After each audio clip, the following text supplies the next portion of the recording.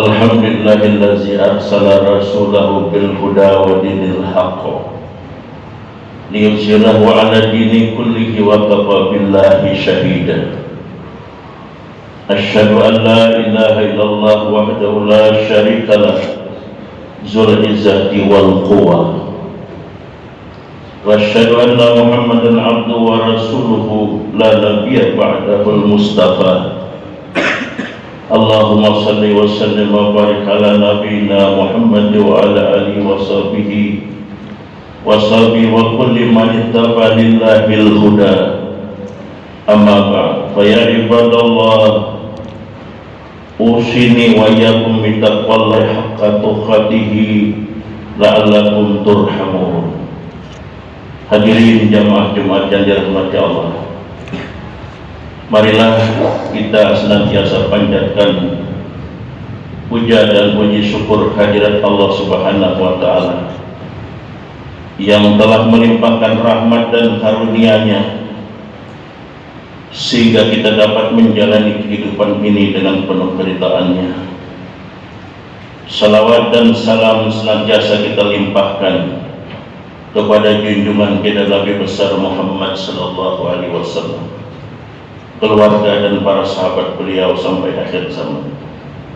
Hadirin yang dirahmati Allah, jika lebih kita dalami makna dan maksud yang terkandung di dalam Al-Quran surah Al-Alaq ayat 1 sampai 5. A'udzubillahi minasyaitonir rajim. Iqra bismi rabbikal ladzi khalaqal insana min 'alaq. Iqra wa rabbukal akram allazi 'allama bil qalam 'allamal insana ma lam ya'lam. Bacalah dengan menyebut nama Tuhanmu yang menciptakan. Dia telah menciptakan manusia dari segumpal darah. Bacalah, dan Tuhanmu lah yang maha mulia, yang mengajarkan manusia dengan pena. Dia mengajarkan manusia apa yang tidak diketahuinya. Maka berdasarkan ayat ini, kata Iqra, bacalah, itu mengandung dimensi yang sangat luas. Membaca bukan sekedar membaca secara literik apa yang kita baca, tapi membaca di sini adalah menggunakan seluruh potensi akal pikiran kita untuk memahami ayat-ayat Allah, baik yang tergelar di alam semesta ini maupun ayat-ayat Allah yang tergelar di dalam jiwa kita. Hadirin yang dirahmati Allah, betapa kita tidak bersyukur kita telah dilengkapi oleh Allah dengan berbagai instrumen di dalam jasmani kita ini. Selain kita memiliki dimensi jasmani dan rohani, Allah melengkapi kita dengan 3 instrumen yang maha besar. Pertama adalah otak sebagai pusat daripada alam pikiran. Yang kedua adalah qalb atau qalbiyah, pusat dari perasaan. Yang ketiga adalah panca indera. Otak manusia merupakan salah satu dan yang paling penting dari diri manusia. Otak merupakan bagian dari apa yang disebut dengan CPO, Central Processing Unit, karena dia merupakan komponen diri yang mengintegrasikan semua masukan atau input dan keluaran atau output untuk menghasilkan kondisi-kondisi vital dan kesadaran manusia. Teknologi kedokteran hari ini membuktikan bahwa manusia bisa bertahan hidup dengan implantasi beberapa organ penting atau pemakaian alat-alat resusitasi, tetapi belum berhasil untuk implantasi otak. Otak mungkin saja dipertahankan aliran darah atau proses-proses elektrokimia di dalamnya, tetapi proses kehidupan dan fungsinya belum bisa diintervensi dari luar. Hadirin yang dirahmati Allah, 50% ayat dari surah Ar-Rahman berisi pertanyaan retorik Allah terhadap manusia. Fabi ayyi ala rabbikuma tukadziban. Nikmat Allah yang mana yang kamu ingkari, yang kamu dustakan? Pertanyaan filosofis ini disampaikan setelah berulang-ulang Allah menceritakan tentang nikmatnya, mulai dari keunggulan manusia dan kelebihan-kelebihan dibandingkan dengan makhluk yang lainnya. Otak manusia merupakan organ yang bukan saja sempurna dari fungsinya, tetapi juga dari komposisi strukturalnya. Posisi di atas sebagai simbol keunggulan dan ketinggian manusia.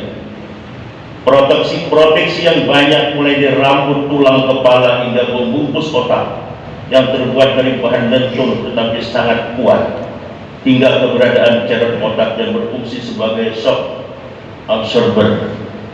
Hadirin yang dirahmati Allah, banyak filosof muslim mengemukakan bahwa daya berpikir manusia terpusat di kepala dan daya berani berpusat di dada.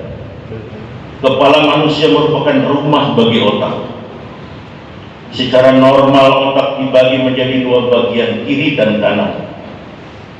Penelitian Roger Sperry yang membuatnya menerima hadiah Nobel kedokteran menemukan bahwa dua belahan otak itu merupakan fungsi-fungsi yang berbeda tetapi bersifat komplementer.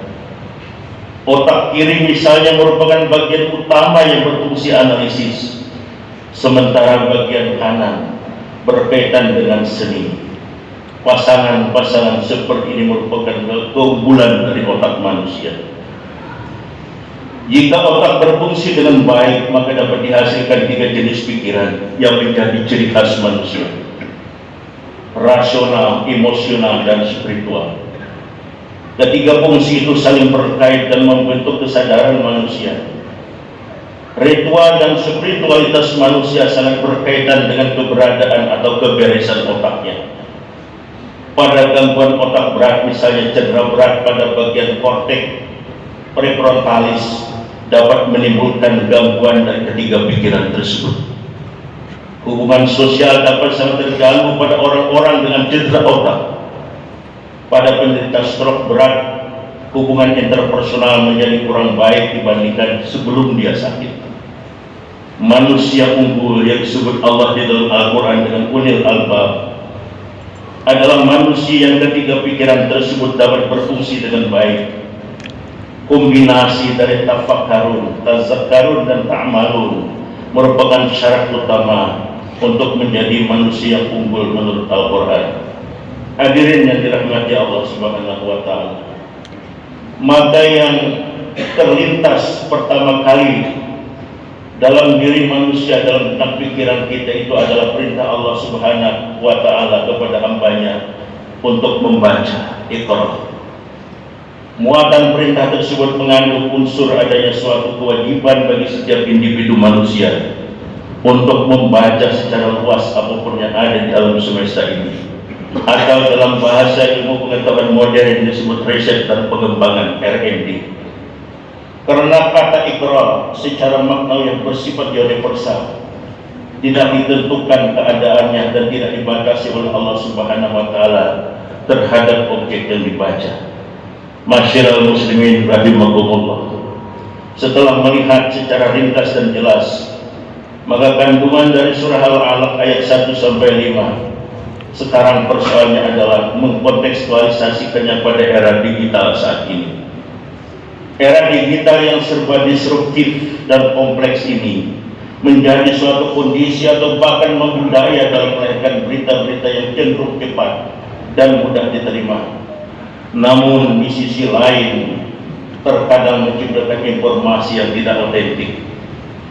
Arus informasi yang sangat disruptif ini, yang sangat mengganggu ini, menjadi persoalan yang besar manakala jika kita seringkali sebagai konsumsi publik disebarkan dan diterima secara mentah-mentah tanpa dikonfirmasikan kembali kebenarannya, yang pada akhirnya bersifat hoax yang terjadi.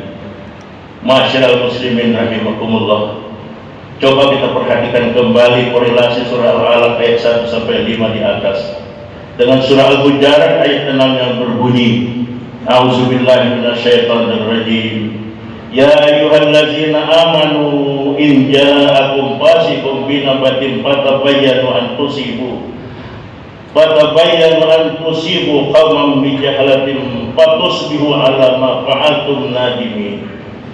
Hai orang-orang yang beriman, jika datang kepadamu orang fasik membawa suatu berita, maka periksalah dengan teliti agar kamu tidak menimpakan suatu musibah kepada suatu kaum tanpa mengetahui keadaannya yang menyebabkan kamu menyesal atas perbuatan itu.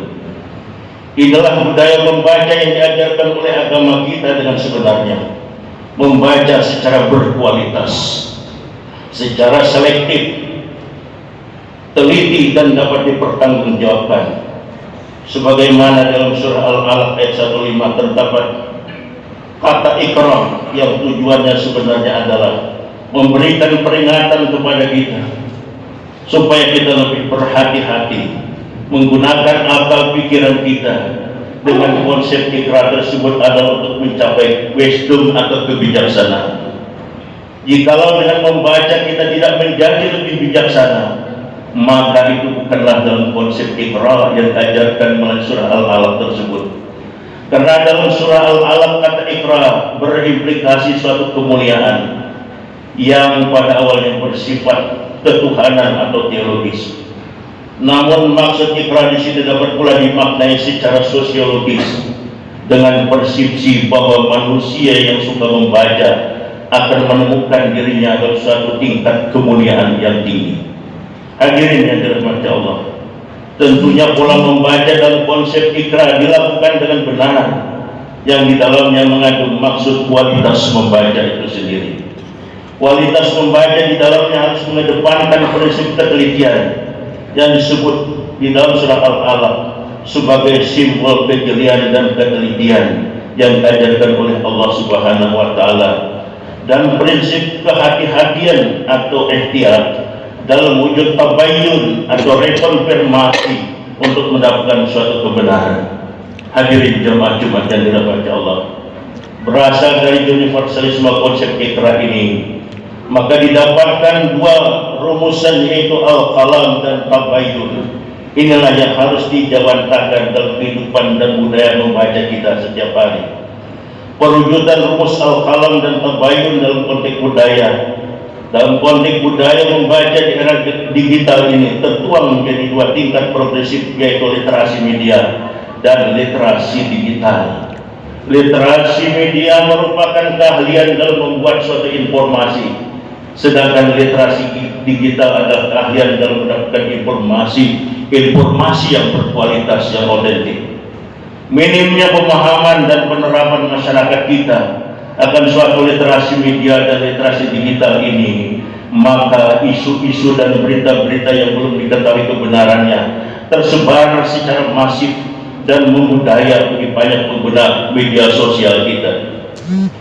Maka kesimpulan yang dapat diambil adalah dalam mensikapi era yang penuh tantangan dan ketidakpastian ini, di era disrupsi ini, kaum milenial, anak-anakku sekalian, para pemuda generasi Z seharusnya mengedepankan langkah literasi media dan langkah digital. Langkah literasi digital yang berprinsip pada al-qalam dan tabayyun dengan tujuan agar kualitas membaca yang diajarkan oleh Allah melalui firman-Nya dalam surah Al-Alaq tadi dapat diraih dan berakhir pada tingkat kemuliaan seseorang. A'udzubillahi minasyaitonirrajim. Bismillahirrahmanirrahim. Wal 'ashr innal insana lafi khusr illal ladzina amanu wa 'amilus solihati wa tawassaw bil haqq wa tawassaw bis sabr. Barakallahu li wa lakum fil Qur'anil azim wa nafa'ani wa yakum bima fihi minal ayati was zikril hakim wa taqabbal minni wa minkum tilawatahu innahu was-sami'ul 'alim. Alhamdulillahi rabbil alamin. Wabihi nasta'inu ala umuri dunya waddin. Wassalawatullahi wassalamu ala nabiyina Muhammad wa ala alihi wa sahbihi ajma'in. أشهد أن لا إله إلا الله وحده لا شريك له الملك الحق المبين أشهد أن محمدا عبده ورسوله المبعوث رحمة للعالمين أما بعد فيا أيها الإخوان في الدين أوصيكم ونفسي بتقوى الله حق تقوى لعلكم ترحمون. Hadirin yang dirahmati Allah, mari kita sama-sama berdoa. Semoga Allah akan mengabulkan semua doa dan permohonan kita di hari ini. Alhamdulillahirabbil alamin. Wassalatu wassalamu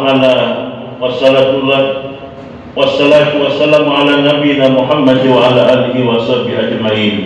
Allahumma ighfir lil muslimin wal muslimat wal mu'minin wal mu'minat al-ahya'i minhum wal amwat innaka sami'un qaribun mujibud da'wat fa yaqdiyal hajat. Allahumma inna nas'aluka ilman nafi'an wa rizqan thayyiban wa amalan mutaqabbala. Allahumma inna na'udzubika min qalbin la yasha wa min du'in la yusma wa min nafsin la tashba wa min ilmin la yanfa wa na'udzubika min haula'il arba'. Rabbana atina fid dunya hasanah wa fil akhirati hasanah wa qina adzabannar. Subhana rabbika rabbil izzati amma yasifun wassalamun alal mursalin walhamdulillahi rabbil alamin. Aqimus salat.